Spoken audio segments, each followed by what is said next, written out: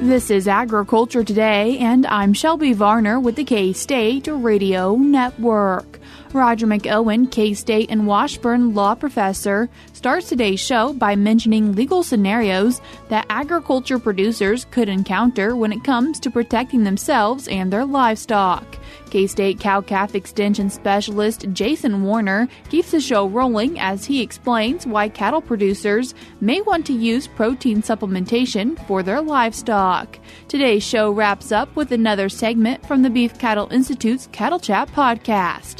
K-State's Brad White, Bob Larson, Dustin Pendell, Brian Lubbers, and Phillip Lancaster discuss a new health claim found on yogurt relating to type 2 diabetes. That and more is coming up ahead.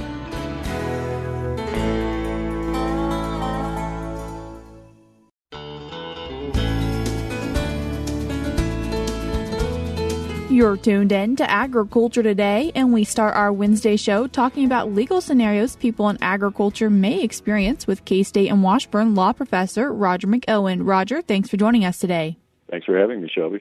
Roger, in this article titled More Legal Scenarios Involving Farmers and Ranchers, one of the points you make in here involves self-defense, and as we're thinking about it for agriculture, what are we talking about?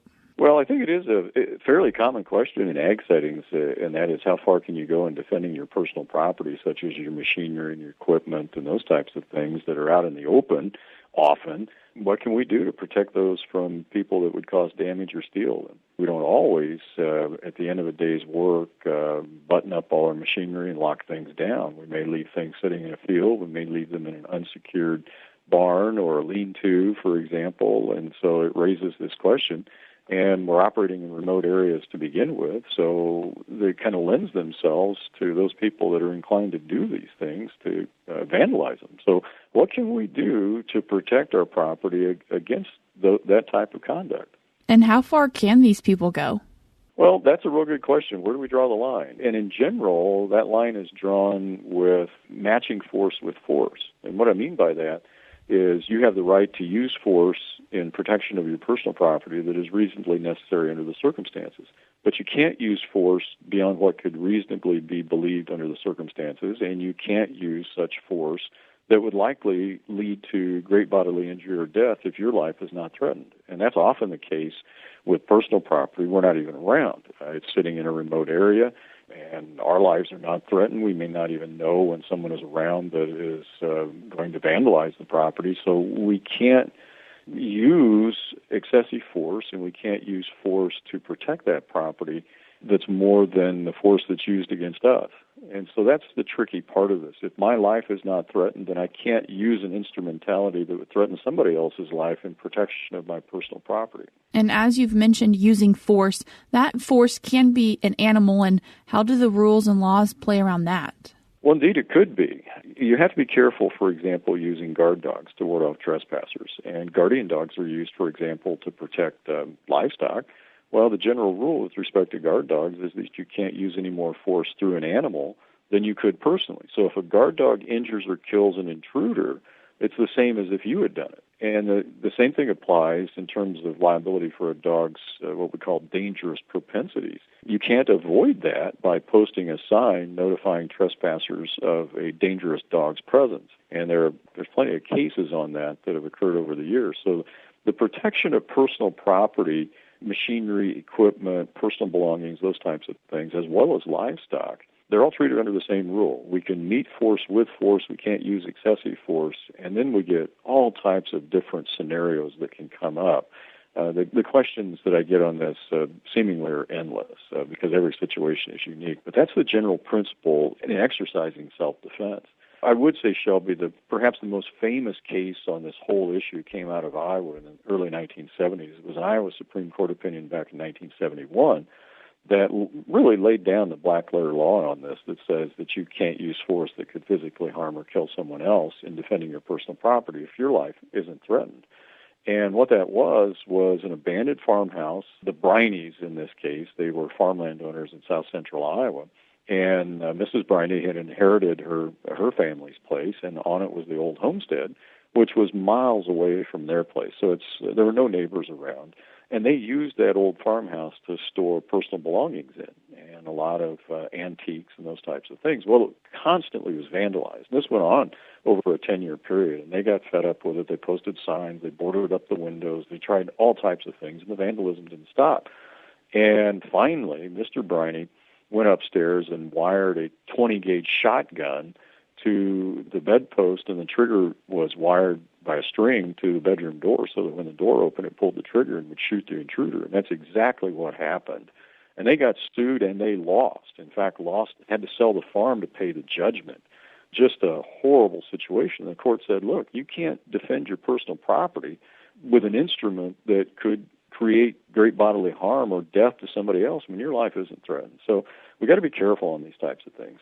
And Roger, we've talked about protecting that property, but what about if it's someone protecting themselves from an animal? Well, every state, including Kansas, has what we call a dog kill statute, and that is a statute that governs the situation and deals with the question of when can I shoot a trespassing dog. Well, the statute in Kansas, as well as other states, tie it to being able to shoot a dog that's trespassing, that is doing certain things that are enumerated in the statute, to domesticated livestock. So harming, chasing, maiming, and even the Kansas statute says worrying domesticated livestock. Now, there's no explanation as to what worrying means, and you can kind of scratch your head over that one. Do cows worry? I don't know. But apparently the legislature thought they did. But the point is, you have to, if you're going to shoot a dog that's trespassing, you have to catch them in the act. You have to shoot them in the act of doing what the statute prescribes. And so it becomes an evidentiary issue.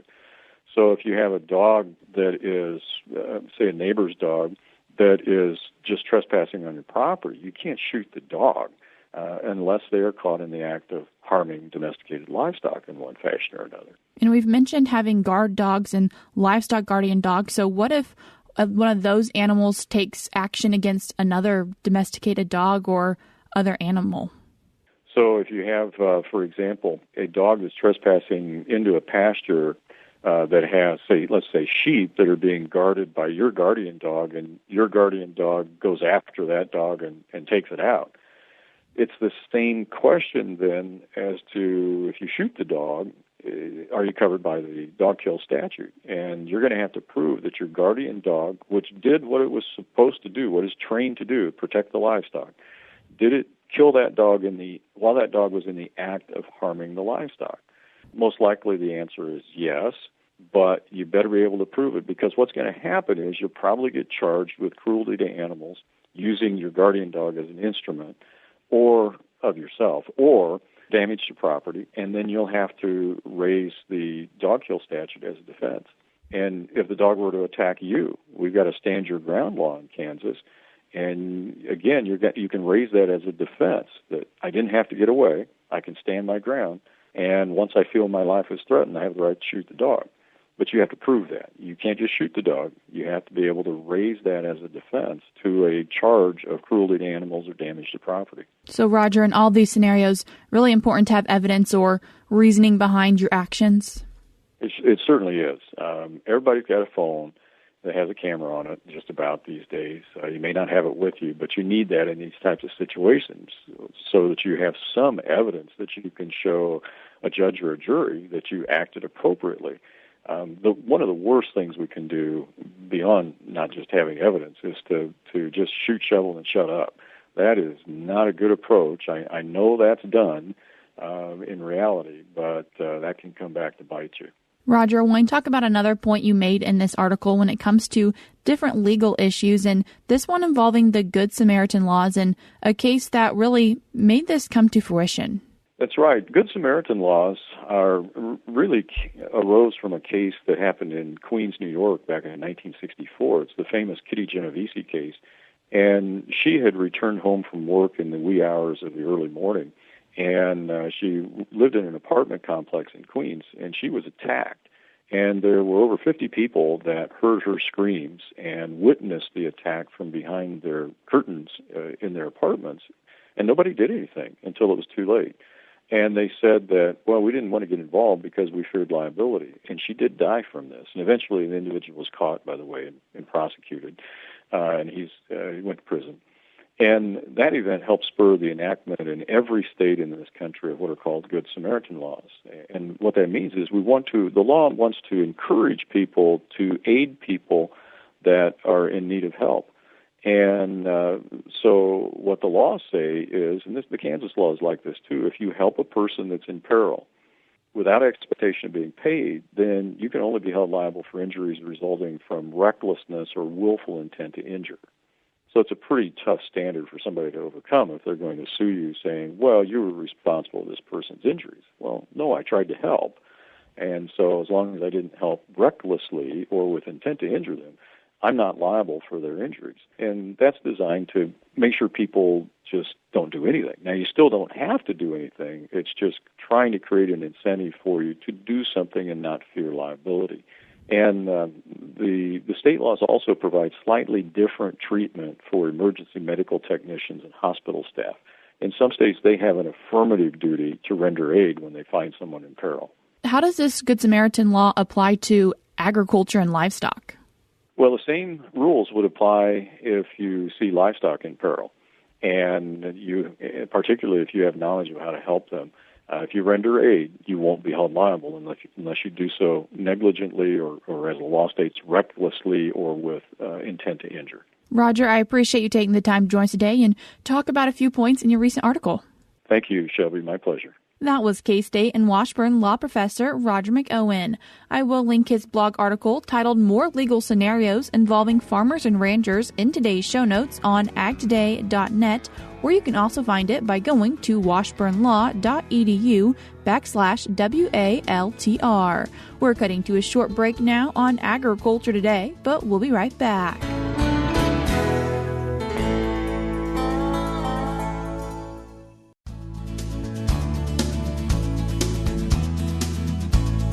You're tuned in to Agriculture Today, and we continue our Wednesday show talking about protein with K-State Cow-Calf Extension Specialist Jason Warner. Jason, thanks for joining us today. Hi, Shelby. Thanks for having me as always. Appreciate it.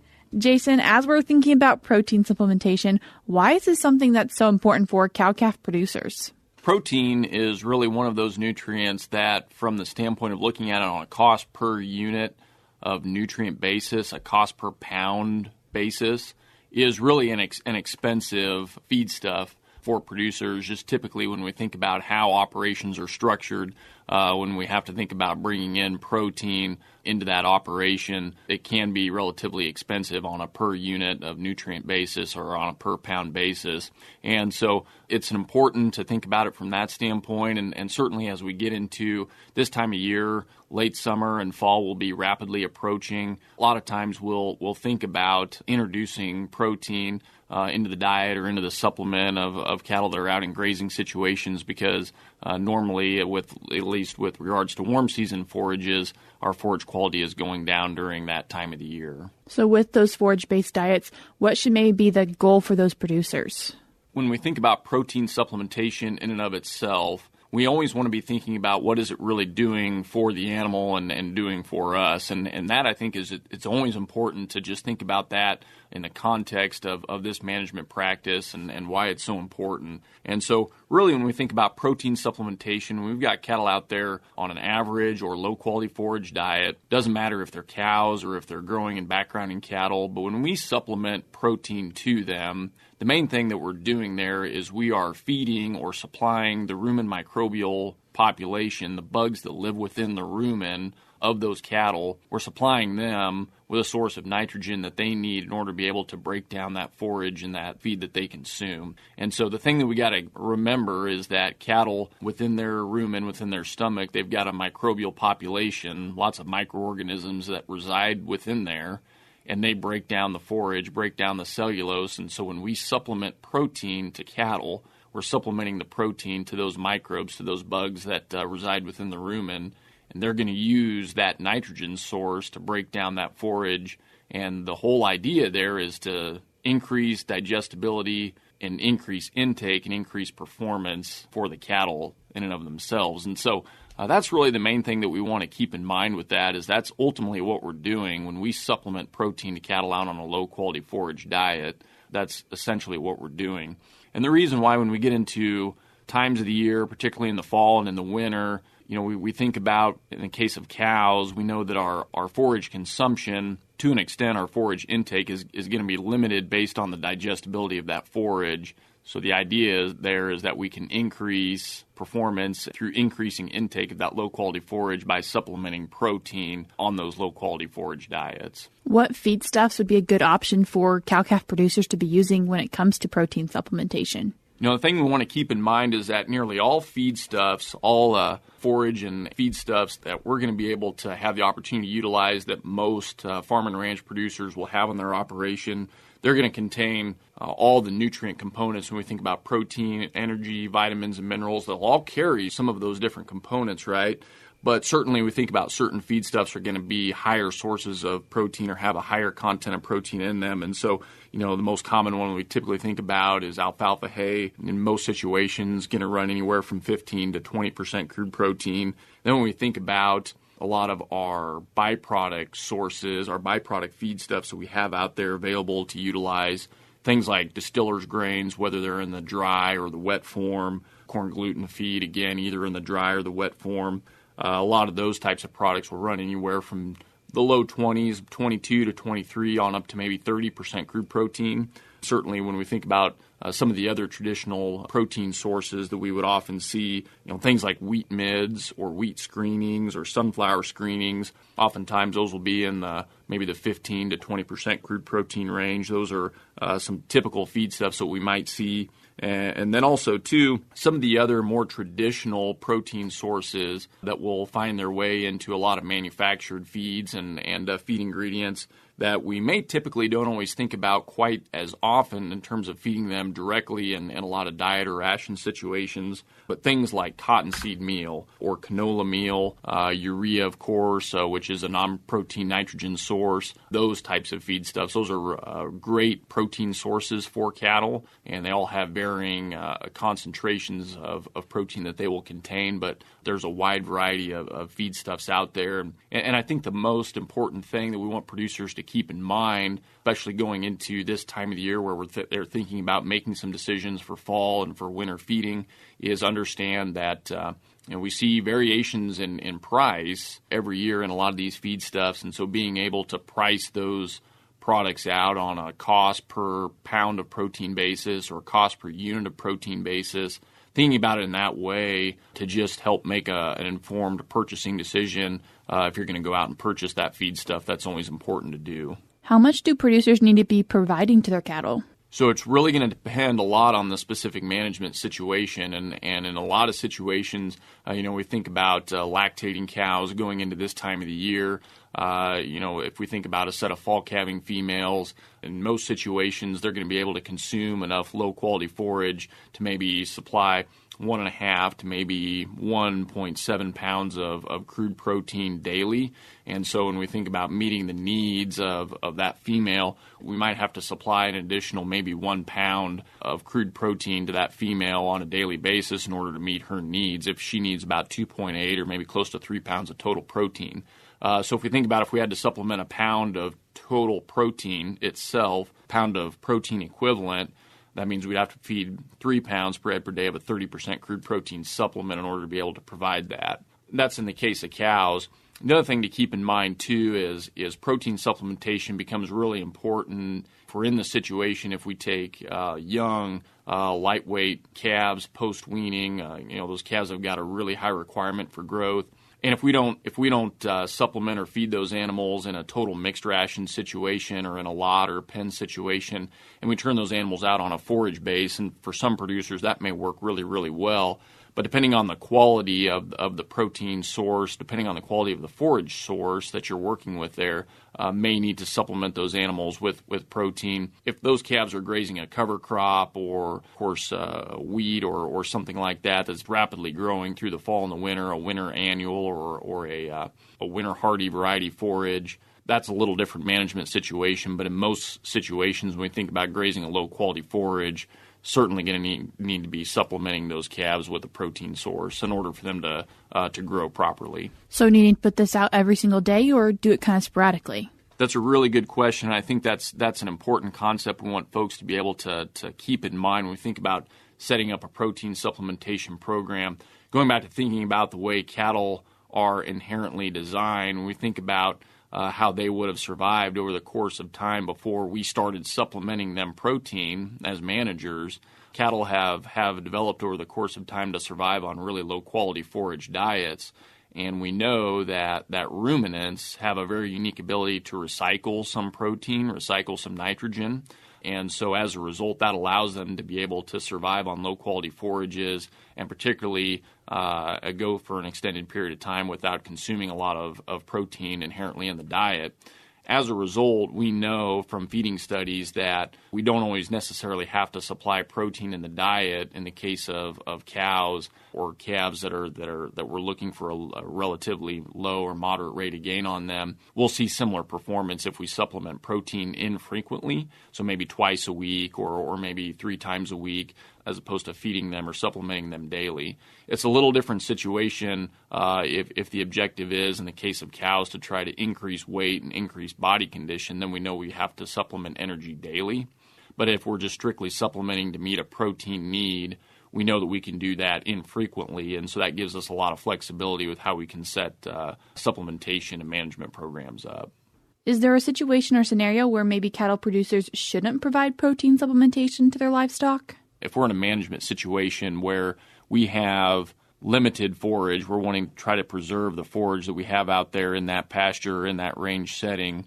If we make the decision to bring in protein, supplement protein to those animals, and if it stimulates forage intake, that might be counterproductive for us, again, in that situation where we're wanting to try to preserve or conserve the amount of grass and standing forage that we have out there in that situation, and particularly if body condition is at an appropriate level, body condition score 5 or level in the situation with cows. So when we think about it, again, getting into some of those situations where we're really wanting to try to save or preserve forage that we have out there in that pasture, in that range setting, early weaning to remove the demand of lactation and therefore reduce forage intake is really the most effective tool that we have there to save forage. So it's one of those things where, because of the fact that we do get a intake increase or stimulation there by supplementing protein to cattle on low-quality forage diets, we just always want to think about, what's our forage reserve there, and is that really the most appropriate thing for us to do there in that management setting. That was K-State Cow-Calf Extension Specialist Jason Warner. If you have questions on this topic or other topics related to livestock, you can always reach out to your local extension office or go online to ksubeef.org. We're cutting to a short break now on Agriculture Today, but stick around because we have more for you ahead.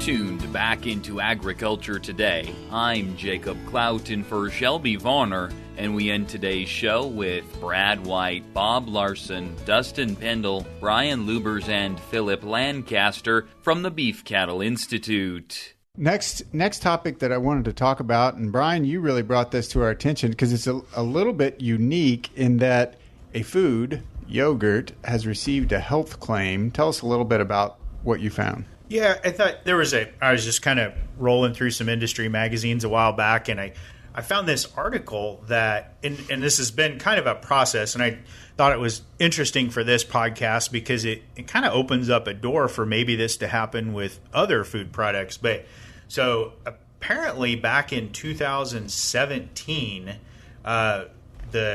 some yogurt manufacturers petitioned the FDA, which is a little bit interesting, to get a label claim on yogurt for basically having an effect on diabetes. And I'm going to read the exact label claim here in a second. But and so, after some working back and forth with the FDA, they've actually got a label claim now that any yogurt manufacturer can put this on there. And the claim is essentially, it says eating yogurt regularly, at least 2 cups, quote, or parentheses, 3 servings per week, may reduce the risk of type 2 diabetes according to limited scientific evidence. And that has to be verbatim. That's the label. They can't change that. That's what has to be on the label. But I thought that was kind of interesting, A, because if you're diabetic, you might want to think about eating some more yogurt. But again, B, it there might be a future for other health-related claims for other food products.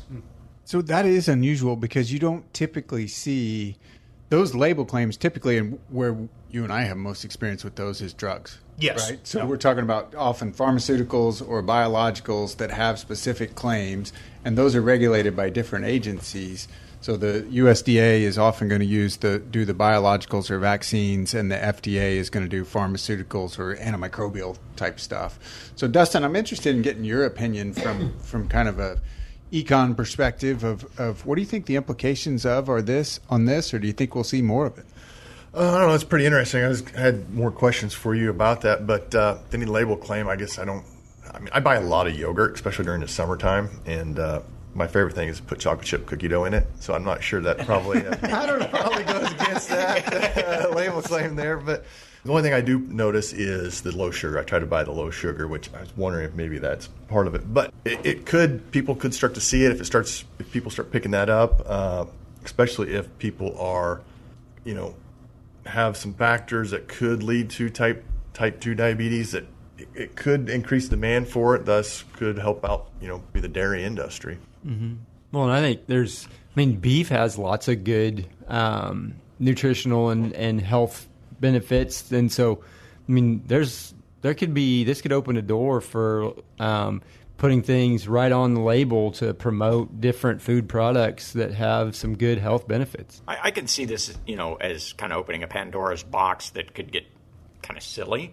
But what I do like about it is it's kind of a recognition that, our diets really are an important part of our health. And so whatever the food stuff is, some of the animal agriculture products, meat, yogurt, milk, vegetables, to maybe bring a little bit of attention to the health benefits of foodstuffs. It kind of brings nutrition nutrition is always number one. I'm turning over here looking at Philip, and we know as veterinarians, we know that nutrition is the beginning place for animal health, and we know that pretty much for humans as well. And it's kind of gotten there wasn't a regulatory method to maybe promote that idea. I think that's a great point. And one thing I would say, and I don't know anything about this case in particular, but if we were getting a drug approved, there would be a very specific set of trials and evidence needed to get specific label claims. And I hope that as we go into that on food, and as you guys say, it may expand, I hope we continue the same scientific rigor to make sure that those processes are completed. But really interesting story. Thanks for sharing, Brian. That's all we have for now on Agriculture Today, but we'll be back with more for you tomorrow.